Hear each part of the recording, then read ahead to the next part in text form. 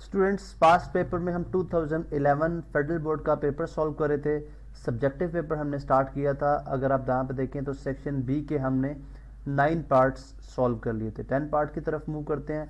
10th part है जी हमारे पास factorise x4 + 4। ठीक है, यहाँ से हम इसको कॉपी कर लेते हैं।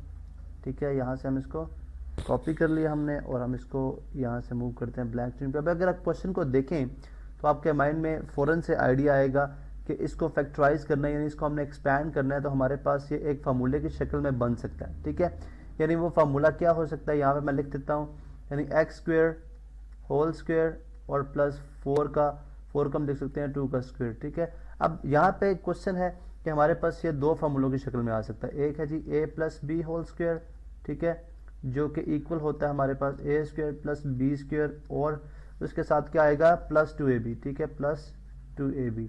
एक फार्मूला हमारे पास है a - b होल स्क्वायर।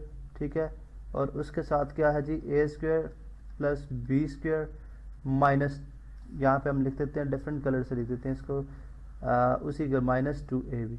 अब एक में +2ab है और एक में -2ab है। ठीक है, यहाँ पे अभी हम फार्मूले को जब हम कंप्लीट करेंगे, यानी ax का होल स्क्वायर +2 का स्क्वायर।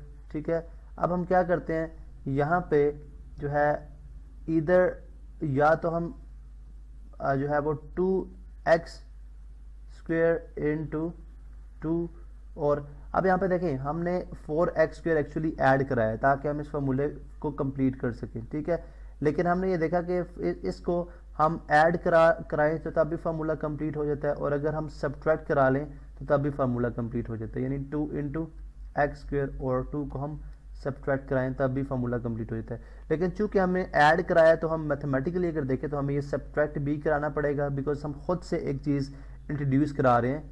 ठीक है, एक एक्सप्रेशन के अंदर, तो लिहाजा हमने ये काम खुद किया है जो कि हमने फार्मूले को कंप्लीट करने के लिए किया। अब आप देखें कि फार्मूला जो है हमारे पास +2ab से भी कंप्लीट होता है, -2ab से भी कंप्लीट होता है, लेकिन हमारी जो चॉइस है वो ये रहेगी। उसकी रीज़न क्या है, उसकी रीज़न मैं आपको अभी बताता हूँ। ठीक है, क्वेश्चन को फर्दर हम एक्सप्लेन करते हैं तो आपको बात समझ आ जाएगी। हम क्या करेंगे, इसके मुताबिक फार्मूला जो है वो क्लोज कर देंगे, यानी +2ab के मुताबिक। तो ये बन जाएगा a² + b² +2ab, जो कि इक्वल हो जाएगा a + b का होल स्क्वायर। ठीक है, यहाँ पे अगर आप देखें 2 × 2 4, तो ये 2 का स्क्वायर x का स्क्वायर है तो ये बन जाएगा -2x का होल स्क्वायर। ठीक है, अब आपका क्वेश्चन, हमारा इस क्वेश्चन का जवाब कि हमने इसको सेलेक्ट क्यों नहीं किया, यानी इसके मुताबिक फार्मूला क्लोज क्यों नहीं किया, उसके सिंपल सी रीज़न ये है कि अगर हम -2x² 2 के साथ फार्मूला क्लोज करते यानी x² -2 होल स्क्वायर करते तो ये +2x² 2 बन जाता, यानी +2x होल स्क्वायर बनता। तो इसका मतलब हम इसको फर्दर एक्सपैंड ना कर पाते, क्योंकि हमारे पास जो x² - y² की फॉर्म में फार्मूला अवेलेबल है, जो कि इक्वल होता है x + y और x - y, या a की फॉर्म में कर लें, फ़र्क नहीं पड़ता। ठीक है, तो ये जो फार्मूला हमारे पास अवेलेबल है ये नेगेटिव साइन के साथ है, पॉजिटिव साइन के साथ नहीं है। तो लिहाजा अगर हम इसको नेगेटिव साइन के साथ क्लोज करें तो ये पॉजिटिव साइन जो है यहाँ पे आएगा, इसका मतलब हम फर्दर इसको एक्सपैंड नहीं कर पाएंगे। इसलिए हमारी चॉइस जो थी हमने इसको प्लस के साथ इसको क्लोज किया। ठीक है, नेक्स्ट है, हम अभी क्या करेंगे, ये a है, ठीक है, और ये b है, यानी ये x और ये y है। तो अगर आप देखें a + b × a - b, चूँकि हमने x y लिए तो x + y × x - y। अब यहाँ पे देखिए हमारे पास एक दफ़ा प्लस में आ गया, यानी a + b, ठीक है, और x a की बात है। ठीक है, और उसके बाद माइनस में आ जाएगा a - b।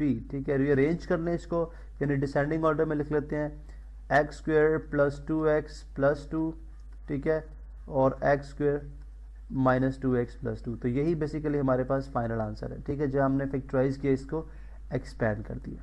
क्वेश्चन की तरफ वापस चलते हैं, क्वेश्चन पेपर की तरफ। ठीक है, नेक्स्ट क्वेश्चन देखते हैं जी क्या है हमारे पास। यहाँ पे आप देख सकते हैं स्क्रीन के ऊपर कि अगेन हमने फैक्टराइजेशन ही करनी है। Factorise 8x³ - 6x - 9y + 27y³। यहाँ से हम इसको कॉपी करते हैं जी और इसको ब्लैंक स्क्रीन पे ले जाके हम सॉल्व करेंगे। अब देखें अगेन जब आप फैक्टराइजेशन की बात कर रहे हैं तो आप एक बात जहन में रखें कि अगर फार्मूले आपके टिप्स के ऊपर है, ठीक है, आप फार्मूलों को अंडरस्टैंड करते हैं, फार्मूलाई को अंडरस्टैंड करते हैं, तो आप फैक्टराइजेशन बहुत आसानी के साथ कर सकते हैं, ठीक है, क्योंकि क्वेश्चन को देखते साथ ही आपके माइंड में स्ट्रेटजी बन जाएगी कि मैंने इस क्वेश्चन को किस तरह से लेके चलना है। जैसे अगर आप यहाँ पे देखें तो इस क्वेश्चन को हम देखते हैं, तो अगर आप देखें ये क्यूब है, इसको क्यूब की फॉर्म में लिखा जा सकता है, ठीक है, ये क्यूब में नहीं है, ये भी क्यूब में नहीं है, और 27 को भी होल क्यूब में लिखा जा सकता है, 27y क्यूब को भी होल क्यूब में लिखा जा सकता है, ठीक है। तो लिहाजा ये दो ऑप्शंस हमारे पास ऐसी हैं जो कि हमें फार्मूला दे सकती हैं। जैसे यहाँ पे हम स्टार्ट करते हैं जी कि लेट से 8 को मैं लिख देता हूँ 2 क्यूब और x क्यूब, यानी 8 हमारे पास किसके इक्वल है, 2 के क्यूब के इक्वल है, ये नहीं लिखा जा सकता, लिहाजा हम 27 को पहले इसके साथ लिख देंगे कंबाइन करके 3 क्यूब और y क्यूब। अब -6x और -9y हमने for the time being as it is लिख दिया, ठीक है। अब हमने एक फार्मूला स्टडी कर रखा है जो आपको याद है कि a cube plus b cube किसके इक्वल है जी, a प्लस b, उसके बाद a square minus A B और प्लस बी स्क्वेयर, ठीक है। तो यहाँ पे आप देख सकते हैं इस फार्मूले को। अब यही फार्मूला बेसिकली हमें हेल्प आउट करेगा कि हम इस गिवन एक्सप्रेशन की फैक्टराइजेशन करेंगे। हम कंटिन्यू करते हैं जी क्वेश्चन को। यहाँ पे बन जाएगा 2x का होल क्यूब, ठीक है, प्लस 3y का होल क्यूब। अब यहाँ से हम अगर -6 और -9y में से कुछ चीज़ कॉमन लेना चाहें तो 3 हम कॉमन ले सकते हैं, तो ये बन जाएगा 2x माइनस कॉमन है बाहर, तो ये माइनस साइन क्या हो जाएगा, प्लस 3y, ठीक है। इसी तरह से अब इसको हम एक्सपैंड कर लेंगे फार्मूले के मुताबिक, ठीक है, इसको हम फार्मूले के मुताबिक एक्सपैंड कर लेंगे। यहाँ पे हम लगा देते हैं जी कि ब्रैकेट है हमारे पास, ठीक है। इसको हमने फार्मूले के मुताबिक एक्सपैंड करना, याद रहे कि हमारे पास यहाँ पे this is a and this is b, ठीक है।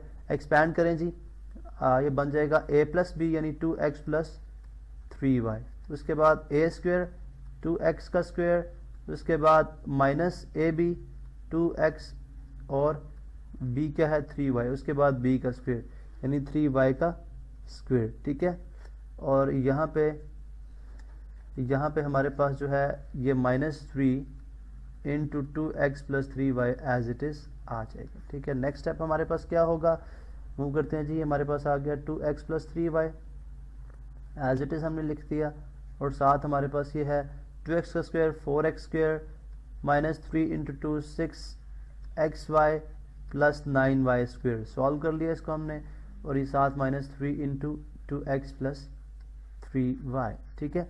अब यहाँ पे देखें 2x प्लस 3y दोनों में मतलब गिवन है, दोनों में मौजूद है। फर्स्ट जो हमारे पास टर्म है इसके अंदर भी 2x प्लस 3y मौजूद है, सेकंड जो है उसके अंदर भी 2x प्लस 3y मौजूद है, तो हम 2x प्लस 3y को यहाँ पे कॉमन ले लेंगे, इसका कॉमन ले लेंगे। उसके बाद बाकी हमारे पास जो है 4x square minus 6xy plus 9y square minus 3, ये हमारे पास क्या आ जाएगा, फाइनल आंसर, ठीक है। इस तरह से आपने देखा कि हमने इसको भी फैक्टराइज कर लिया। अब नेक्स्ट लेक्चर में हम जो रिमेनिंग शॉर्ट क्वेश्चंस हैं उन पे बात करेंगे।